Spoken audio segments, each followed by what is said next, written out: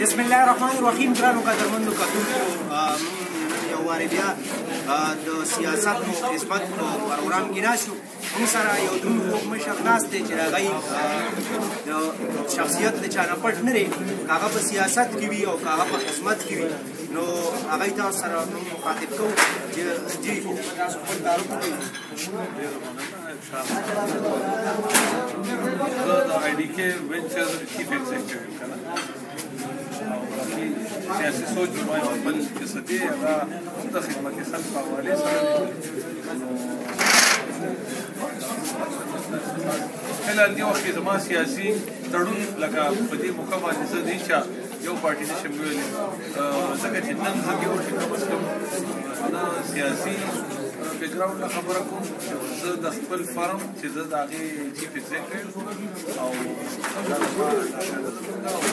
چې څه کله چې د خیر ښېګړې خبر راځي او موږ ته معلومات راکوي، موږ ډېر په جذبه، په روغه جذبه او زړه د اخلاصه کوشش دا کوو چې څه هم زموږ وس کېږي، نو موږ د الله رحم دی همیشه په هغې کې چې کوم پروګرام دا د هغې یو حصه ده. ډېره مننه جی. د اوسني دور سره جی تاسو سیاست او خدمت کې کمپیریزن وکړئ، تاسو څنګه ښکاري د اوسني دور کې سیاست او خدمت؟ ګوره سیاست او خدمت دا بیسیکلي سیاست چې دی معنا چې دا د سټیټ کې دننه د خدمت خلق تثبیت ته ویلی شي سیاست. دا ځان له خبره ده چې نن تقریبا د خلکو سوچ بدل شوی دی او سیاست کې داسې کاروباري خبرې، تجاوزات، کرپشن پکې شروع شوی دی. نو د هغې هغه مفهوم چې کوم د اکچوال دی هغه سکول روح هغې اختیار کړی دی. دا ده بیسیکلي خیر ښېګړه، کار خیر، خدمت خلق دا سیاست دی. خو اوس دا موږ جدا کړي دي ولې چې کم خلک سیاست کوي نو هغې کې میجارټي هغوی په څه سوچ لګیایي چې هغې کې لالچ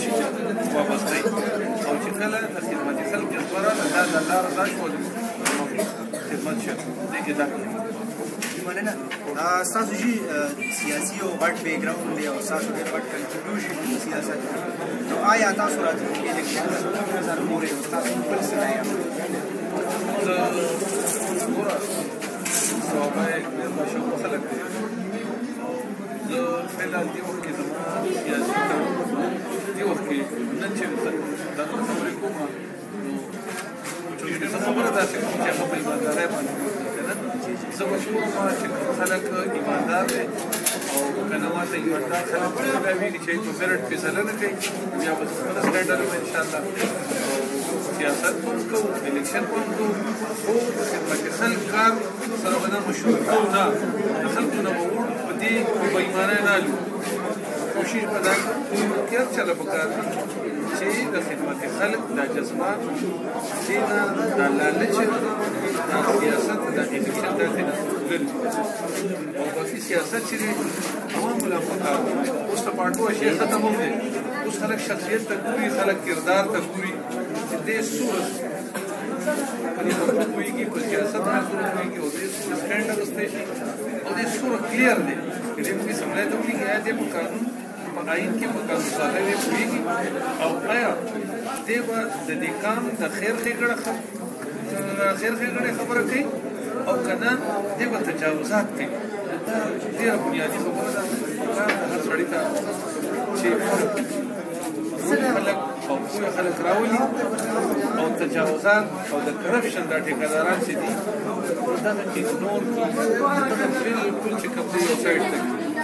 دغه خلک هم په دې باندې پوه شي چې واقعي پوه خلک، باشعوره خلک، باکرداره خلک دا پکار دي چې د دوی روان دی په 2018 کې کله هم لاول خو خبره ده چې اعتصاب کوم خبر روانه ده که تاسو کتلي نیب والا چې کوم لسټونه د عقیدو زموږ سره ساتي 2.5 سال نشې لټ کېږي د حقیقت دی او که داسې نه ولالي نو الله دې وکړي چې د ملک ډانچه ټیک شي، سیاستدانان په دې باندې پوه شي چې که سیاست کوو نو غلطو خلکو له ټیکټونه نه ورکوي، غلطو خلکو له ووټونه نه دي پکار، پاک خلک پکار دی، د چا په وس کېږي د چا به نه کېږي. څوک به هسپتال ښه ته تللی شي څوک به ښه سکول ته تللی شي د عام خلکو بیا څه کېږي پکار چې اکانمي لګژري دا یو شي ایکولیزم راشي چې خلک عام خلکو ښه میلاو شي خلک سټیبل شي سټیبلټي طرف ته شي لکه سی پیک را روان دی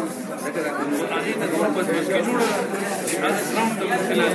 مشکلات دي که نه والله دې وکړي په هر کې زما یو سوچ و روښانه سوچ دا دی چې په کار دا